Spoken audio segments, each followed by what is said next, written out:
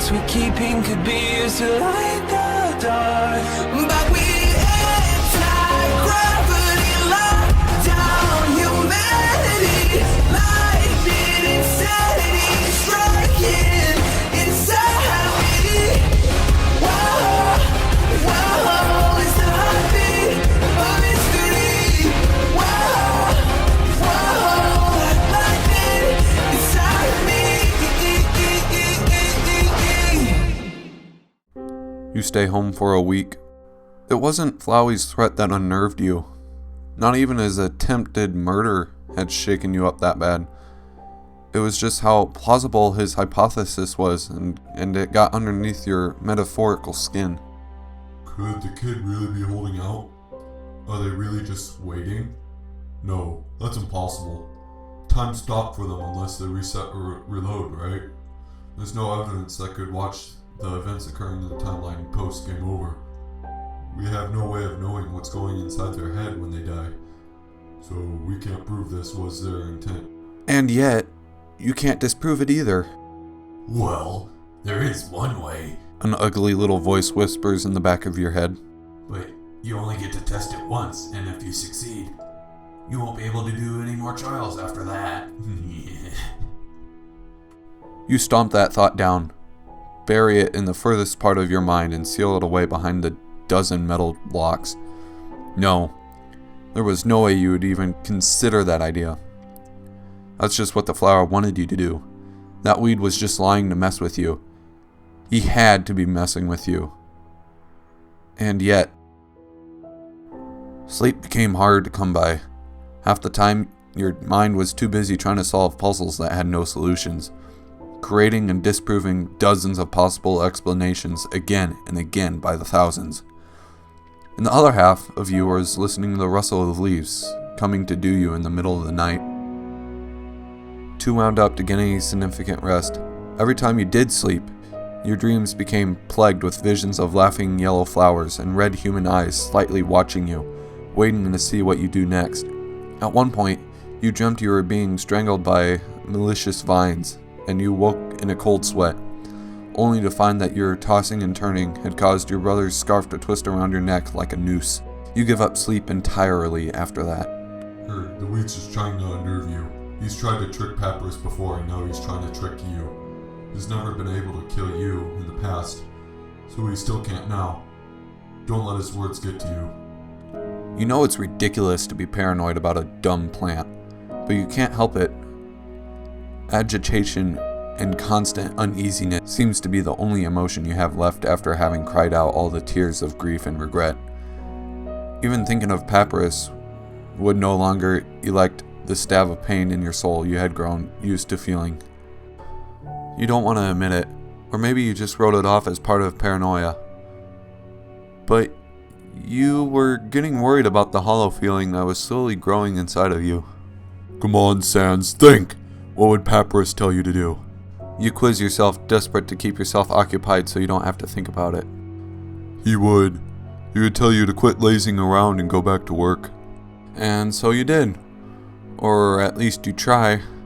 Your concession stand in Hotlands ended up going out of business due to the lack of customers. And you were laid off from your sentry post at the waterfall for nodding off on the job.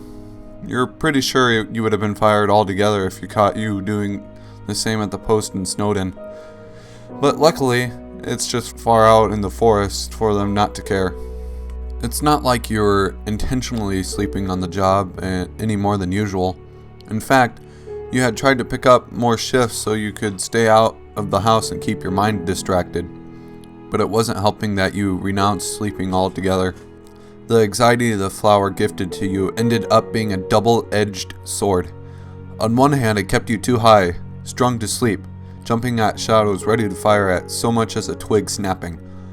On the other hand, it left you so exhausted that the fight to stay awake would end up manifesting into a physical war with yourself. Even simple walks around town became impossible, and before long the deadly combination of stress and no sleep began to make you hallucinate. You were pretty sure the flashes of blue and purple striped sweaters you saw disappear out of the corner of your eye weren't real, but the glimpse of yellow flowers slipping into the earth behind you faster than you could double take concerned you. You knew the weed's been following you ever since that day. You just don't know how close. Weeks pass by the time things finally get too out of hand. After months of constantly looking over your shoulder, every last one of your nerves is fried. The fear you had been using to fuel your body finally runs out and you're going on nothing but fumes. Worst of all, without the paranoia to cling to, the empty feeling began to make itself at home inside of your head, and it's inviting over some unwelcome thoughts. If you don't feel anything, you might as well. No! You cut the thought before you even have a chance to finish it. Becoming numb to anxiety had been letting them sneak in your head more and more frequently. And it's getting worse. It's getting harder and harder to distract yourself, but you're not ready to throw in the towel just yet. With a grunt, you leave your house and decide to go to Grillby's. It's been a while, and you have a serious need for change of scenery. The atmosphere in the restaurant takes you off guard. You hadn't been here since the memorial service, always claiming you were too busy working as your excuse. Instead of the somber attitude you were expecting like last time, you're greeted with the sound of pleasant chit-chat and laughter.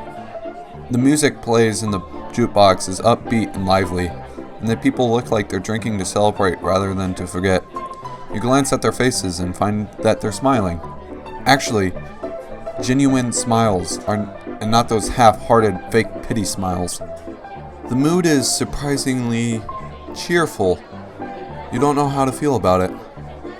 Hey, Sans! Someone announces as you make your way to the bar. Hi, Sans! Where you been, man? Got any good jokes for us? You nod and smile at everyone in turn, too dumbstruck to reply. How is it that everyone is so happy? Sans, where have you been? I haven't seen you since the service. Have you been alright? Relax, Grillbs. I've just been taking extra hours at work. I'm trying to stay out of the house, you know? Could you get me a bottle? Well, that's good to hear. Here. But tell me, have you been doing alright? Quite a few monsters have been concerned about you since you haven't been around. I'm fine. You fidget, avoiding his gaze. No one needs to worry about me. Really? Because you look dead on your feet, if you ask me. Well, I didn't ask you. You say a bit harsher than you intended, sipping your booze. Can we just change the topic now? Sans, you're my best customer. I've seen your face more times than anyone else, and I can tell when you're keeping something back. If you're still bothered by what happened, you need to talk about it. It's unhealthy to keep it bottled up. It's not that. You mutter, remembering the flower's predictions. You readjust on the bar stool, but you can't seem to get comfortable. There's an itchy feeling inside you, and you can't tell what it is. The only thing you know is that Grillby's pondering is making it worse. Then tell me what it is. If not as my customer, then as my friend. I hate seeing you like this. It doesn't concern you. You say sternly. You recognize the feeling now. It wasn't fear or nervousness, like you utterly thought. It's annoyance. I can handle it myself. I'm not sure about that. God, you wish you would just stop talking. You subtile set an example by taking a swig of your drink, which doubles as an excuse for not to reply. You even swallow slowly so you can ignore him longer. Sans, don't act so childish. Christ. Grillby just needs to learn when to take a hint and let the subject drop. It's aggravating. The Inferno is still watching you, waiting for your answer. You squirm, grumble, and look everywhere but at him, and still refuse to speak. Sans. Your fingers drum against the counter nervously as you stay silent. What does he expect you to do? Spill your guts out to him? Tell him that you know everyone's stuck in this rotten reality because of a reset that would never come? Tell him you are living each day on a knife's edge because you constantly kept one eye open for a daffodil that wanted to dust you? Sans. Tell him that you thought a spirit of a malevolent dead child was trying to torment you from beyond the grave? He'd never believe you if you told him the truth. Or worse, he'd act like he'd believe you just to console you. The very thought is infuriating. Sans, we all know what you're going through. We understand if you're hurting, and we only want to help. I don't need your help! You say you know you understand, that you know what I'm going through, but you don't! And none of you ever will! The restaurant goes silent. All eyes are on you from your outburst. And all of you! How could you all act so happy? Why are you all pretending things are alright? Things will never be alright again! Sans, calm down. If you threaten the other patrons again, I have no choice but to kick you out. Don't tell me to calm down! You started this! If you just ended the conversation when I asked, I wouldn't be this way! You need to learn to keep your nose out of other people's business! Sans, I'm sorry I upset you, but please lower your voice and talk it out with me. No! This is your fault!